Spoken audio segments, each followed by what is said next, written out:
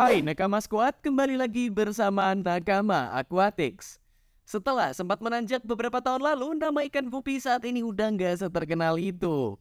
Dulu karena banyaknya jenis baru ikan gupi, peminatnya jadi semakin banyak. Bahkan sebelum pandemi lalu, aku sempat ngeliat ke pameran ikan di Bilangan Tangerang Selatan, di mana ada banyak ikan gupi yang dijajakan harganya mencapai 100 ribuan per 3 ekor.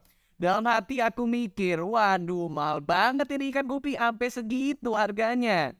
Masuk ke era pandemi, nama ikan cupang dan ikan cana naik ke permukaan dan secara nggak langsung menutupi spotlight yang diciptakan ikan gupi, sehingga akhirnya beberapa bulan belakangan ikan gupi udah nggak lagi nih jadi ikan yang paling difavoritkan untuk jadi tren lagi.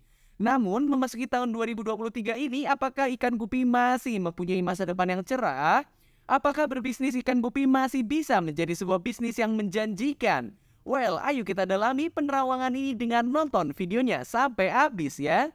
Bab pertama, apa kabar ikan gupi di tahun 2023? Tahun 2023 baru berjalan sekitar hanya 2 bulan aja. Masih terlalu dini buat menentukan ada ikan apa yang kelak bakal menjadi tren di tahun ini. Kandidatnya ada lumayan banyak, mulai dari nama seperti ikan mangsir sampai cana dan cupang yang beberapa tahun belakangan masih sangat mendominasi.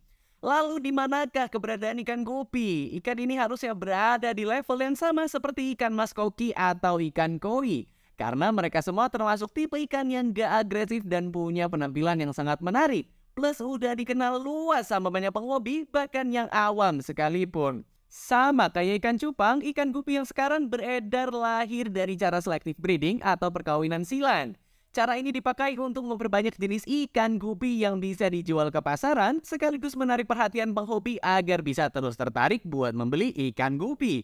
Dari hasil perkawinan silang inilah lahir jenis-jenis ikan gupi yang jadi gacauan seperti Black Moscow, Metalless Thailand, Blue Moscow, Dumbo Ear, Tuxedo, dan masih banyak lagi. Selective breeding merupakan upaya yang harus terus dilakukan oleh para breeder agar mereka bisa terus-terusan mendapat jenis ikan gupi dengan tampilan menarik. Jika ada jenis baru yang lahir dengan warna dan tampilan baru, maka ikan gupi tersebut bisa menjadi andalan baru di pasaran.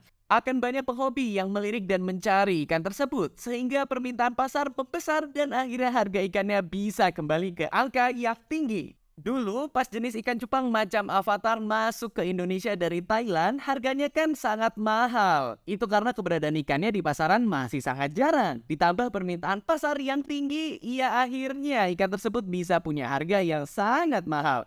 Jika di tahun 2023 ada jenis gupi yang muncul di pasaran, bukan gak mungkin nama ikan gupi bisa kembali terangkat. Soalnya ikan ini gak benar-benar hilang dari peredaran kok. Soalnya masih banyak kontes yang digelar buat ikan gupi, walau tahun ini belum ada sih kayaknya. Faktor yang membuat hobi ikan gupi menjadi semarak adalah diadakannya banyak kontes yang dulu sering digelar. Namun sampai bulan Februari ini belum ada kontes ikan gupi yang digelar, berbanding terbalik dengan kemeriahan di tahun 2022 lalu. Tahun 2022 lalu lumayan banyak nih festival ikan hias yang melibatkan ikan gupi, seperti yang terjadi di Jogja dengan Liga Fancy Gupi Nasional, serta sebuah kontes yang digelar oleh Indonesia Gupi Popularized Association di Padang. Semuanya adalah upaya untuk menaikkan lagi nama ikan gupi di kalangan penghobi dalam negeri, memperkenalkan ikan ini ke pasar yang lebih luas lagi. Di tahun 2023 yang baru berusia 2 bulan ini agak sanksi kalau misal ngomongin gimana nasib ikan gupi ke depannya, karena apapun masih bisa terjadi. Ikan gupi dinilai bakal berjalan di arah yang baik-baik aja, soalnya ikan ini udah mendapat tempat di hati masyarakat. Selain itu, mereka juga cukup populer di kalangan orang awam tanpa harus diperkenalkan terlebih dahulu. Kalau ada ikan gupi di dalam akuarium di ruang tamumu, kerabat yang udah datang pasti udah tahu kalau ikan itu adalah ikan gupi. Yang jelas, ikan gupi adalah jenis ikan yang masih berpotensi mendapat banyak perhatian dan tetap laris manis di pasaran, soalnya ikan ini masuk ke dalam kategori ikan yang mudah buat dipelihara dan ramah di kantong. Plus mereka juga bakal lebih dipilih oleh penghobi yang gak punya rumah besar. Ikan gupi adalah contoh ikan hias yang akrab dengan penghobi di rumah kecil, rumah kontrakan, atau kosan. Mengapa begitu? Nah, jawabannya ada di bab berikutnya. Bab kedua, faktor mengapa ikan gupi masih diminati. Ikan gupi ukurannya sangat kecil, bahkan yang terbesar nggak nyampe 5 cm. Dengan ukurannya yang super mini, ikan ini jadi lebih fleksibel dan lebih mudah dipelihara, walau tantangannya ya tetap ada. Selain ukurannya yang mini, ikan gupi juga bukanlah ikan yang punya harga mahal. Per ekornya nggak nyampe 5.000 perak. Kalau kamu jalan-jalan ke pasar ikan, kamu bisa dapetin satu pair ikan gupi dengan harga kurang dari 30.000. Karena harganya yang terjangkau, ikan ini jadi bisa dipelihara oleh semua lapisan masyarakat. Mau penghobi yang tinggal di rumah kecil sampai yang tinggal di rumah gedongan, semua bisa memelihara ikan ini. Ngomongin rumah kecil, di zaman sekarang memang ukuran rumah masyarakat harus disadari emang makin mengecil. Sebabnya ya karena lahan yang tersedia semakin sedikit. Gak heran, banyak orang yang dulunya punya rumah besar kini harus pindah ke rumah yang lebih kecil dari satu dan lain hal. Karena rumah warga menjadi semakin kecil, mereka juga lebih memilih menjalankan hobi yang gak makan tepat. Pastinya hobi memelihara ikan menjadi salah satu pilihan dan ikan berukuran kecil pasti yang mereka beli karena ikan-ikan ini lebih cocok dipelihara di dalam akuarium yang kecil. Ikan gupi yang kecil ini bisa ditempatkan lebih dari satu ekor di sebuah akuarium mini atau nano tank. Jadi pemiliknya nggak akan bosen karena ikan yang ada di dalam satu akuarium ada lebih dari satu jenis. Selain nggak ngebosenin, melihara ikan gupi juga nggak perlu dana yang besar. Ikan ini cenderung memakan pelet yang mudah didapat dengan harga yang murah. Jika ingin memberi makan dengan kutu air, kamu bisa membeli yang versi frozen dengan harga yang juga terjangkau. Harga ikan murah, memeliharanya juga murah. Nikmat hobi apa lagi yang kamu dustakan?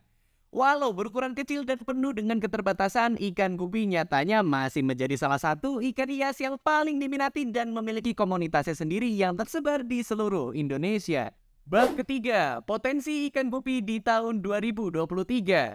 Bagaimana kesempatan buat kamu yang mau memulai usaha ikan gupi? Apakah ikan ini masih memiliki peluang buat mendatangkan cuan? Well, usaha ikan hias adalah sebuah usaha yang menyenangkan jika kamu menyukai ikan hias. Kalau kamu cuma ngeliat cuannya aja, usaha ikan hias gak akan terasa menyenangkan. Ikan gupi masih punya pasar yang besar dan loyal. Buktinya masih banyak breeder dan penjual yang tetap bertahan walau banyak badai yang datang.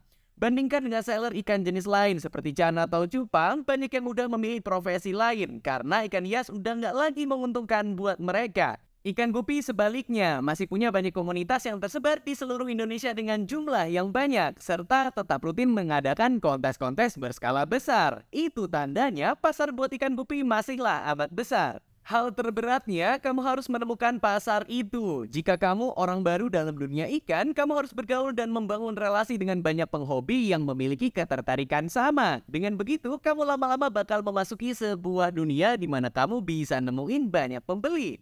Soalnya, ikan gupi bukanlah ikan yang banyak orang pahami secara value-nya.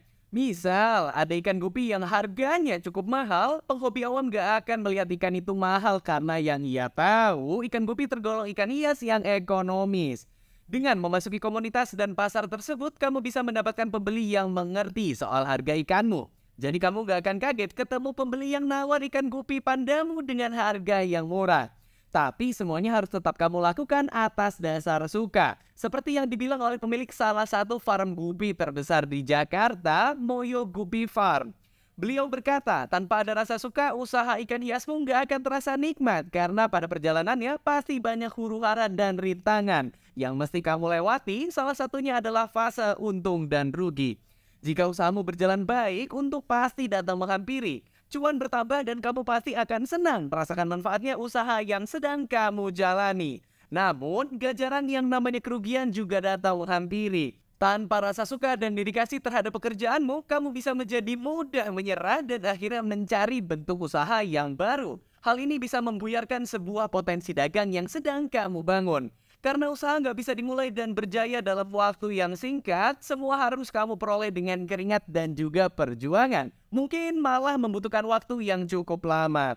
Namun di sisi lain, jika kamu menjalaninya dengan sukacita, uang dan segala macam beban yang hadir nggak akan kerasa berat. Karena kamu nggak akan merasakan itu sebagai sebuah rutinitas kerja.